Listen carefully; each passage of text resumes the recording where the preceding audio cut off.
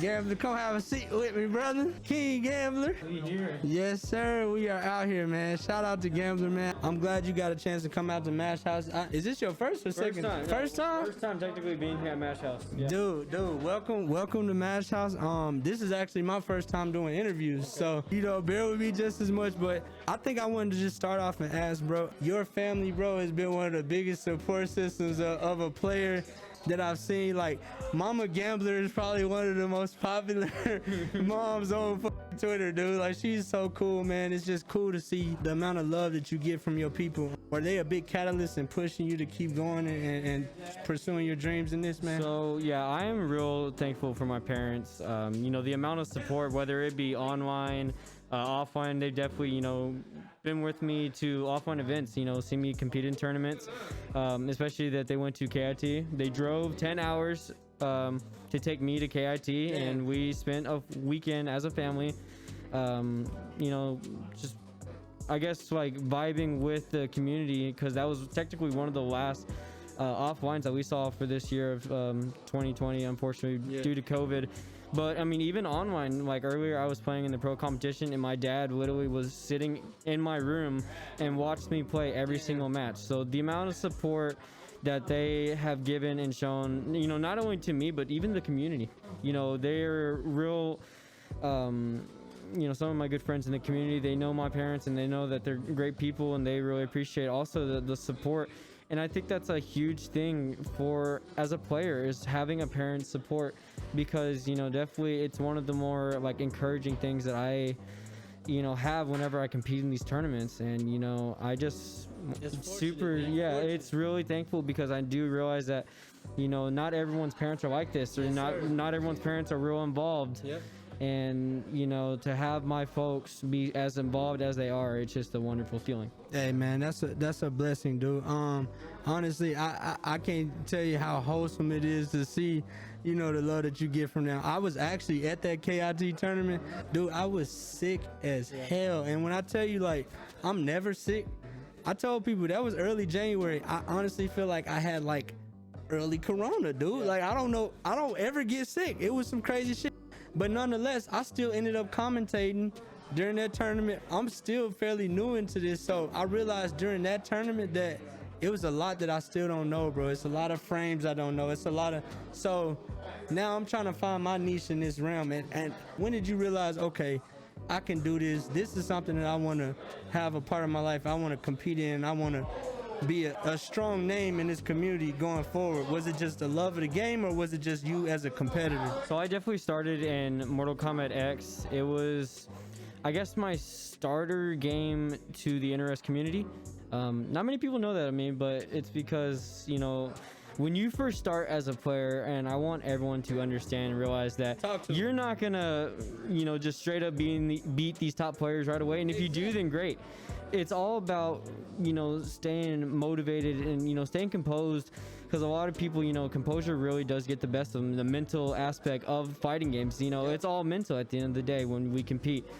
And, it was Mortal Kombat X that really, I got comfortable into playing with the scene. And, my first offline was when I was, I believe, 16 or 17 years old. So,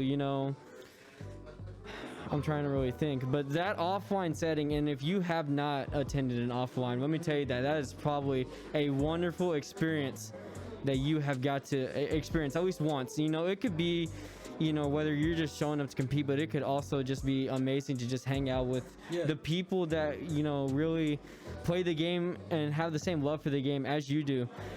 But I think where I got the feeling that, I'm trying to really think. I got the feeling that I wanted to stay involved was, that competitive aspect I have whenever I compete in tournaments. It's just, if I lose, then I desire to win. Yeah, I just have that will to want to win and be the best against whoever I'm playing against, No matter. And you can't get discouraged, on your losses. You really just have to take them as a learning experience and really just, keep at it and stay motivated for the future. Yes, sir. So I want to touch on that too. You said for those who haven't gotten a chance to experience an offline experience, how would you compare Mash House, where we are now, to you know, an offline environment. Is that what you feel like might have brought you out today, just missing that offline aspect of it? Oh, totally. You know, I haven't been offline since March, whenever me and as far as basically the whole community, we all got together for the final combat weekend, because that was where we were supposed to have last chance qualifier. Unfortunately, didn't happen due to COVID reasons, but regardless of me not competing, that was probably one of the best weekends I had in my life, you know, because I had so much fun just, you know, talking and getting to know people that you you know, talk to online, and now you finally meet them in person, and you get to know, you know, that person more, how they are. And I just think that, you know, whether it's a local such as Mash House, you know, it's just a wonderful experience to really just be out here and really communicate with the people that play the game that you do. Excellent, man. I'm glad you got a chance to tell the people that, because it's something that I try to talk to people about it and try to share my own experience, but it's not really something you can do if they aren't here. You know what I mean? And this environment, bro, is really family oriented. I think you would agree it's really comfortable here.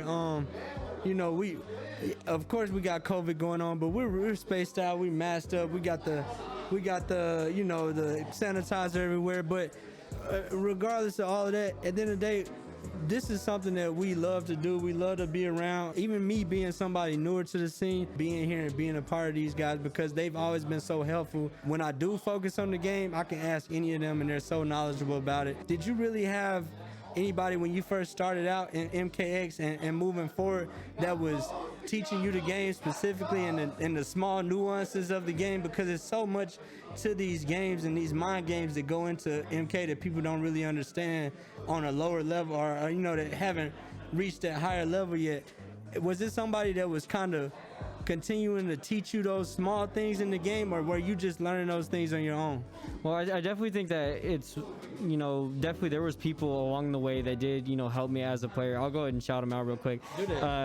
MKX, you know, for those of you who may or may not know this guy, but he was honestly one of the biggest motivators that I had to like becoming the player that I am today. SlayeredHat, definitely, he basically took me under his wing, and he really helped me develop and be, you know, get that to that next level as a player. Because you start in as, you know, a casual, you know, it was one of those things where I didn't really get to play that much throughout the week. I just really came on the weekends and played in the tournaments, and you know, I didn't have the results I wanted, but I wanted to get to that next level. So he was definitely one of those players who like took me under his wing, and he definitely helped me get there. Even in the beginning of Injustice 2, he definitely was one of the players who taught me how to play a Green Lantern in Injustice 2.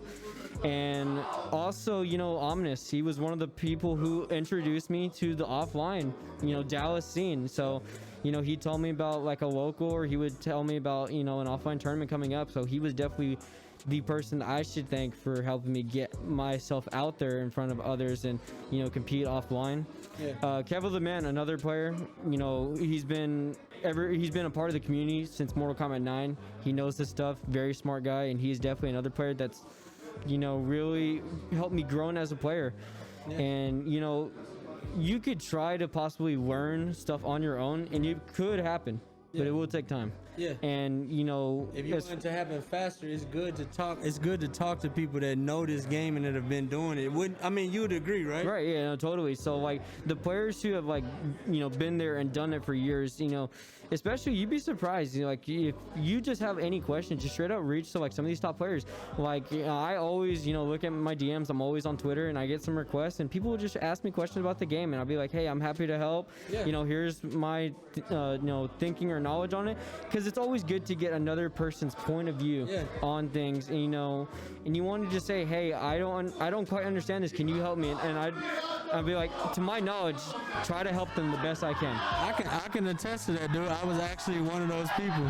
You probably, and the thing is, you such a good guy, bro. You probably don't even remember, but I think I reached out to you when I was first in SKO.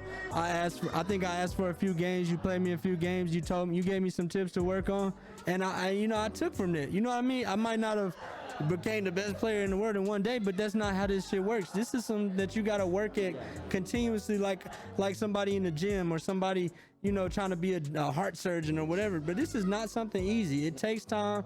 It takes a lot of grind and patience and perseverance to get to that next level. So I commend you on that, brother. I know tomorrow you got the top 8 for the Pro-Komp. Congratulations on that, by the way. What's your mindset going into it tomorrow? Do you got like a competition routine that you do, or is it just you just kind of go with the flow on it? So I'm definitely heading in tomorrow. You know, I'm not gonna be intimidated by any of these players, and I'm also not gonna look too far ahead in the bracket. You know, winner side top 8, I have Hatman, other known as SlayeredHat first. Yes, sir. To start off in the bracket. Yeah, he's actually here, and you know, on the other side of winners is Rewind and Scar, so I can't look too far ahead. Gotta focus on SlayeredHat first. As far as ritual, I would say I always listen to music because I think that music really helps me calm down whenever I play. Is it a specific type you listen? Yeah, I do listen to more rap music than anything. Okay, there you go. Hey, but yeah, you got your top 8. Hey, go ahead and go and win the rest of this shit tonight, and then win the rest of that tomorrow, man. Thank you. Thank you for having me, Wally. Yes, Pleasure sir. to be here. Appreciate you being here, man. Thank you, brother. Yes, sir. Yes, sir. We are back at it.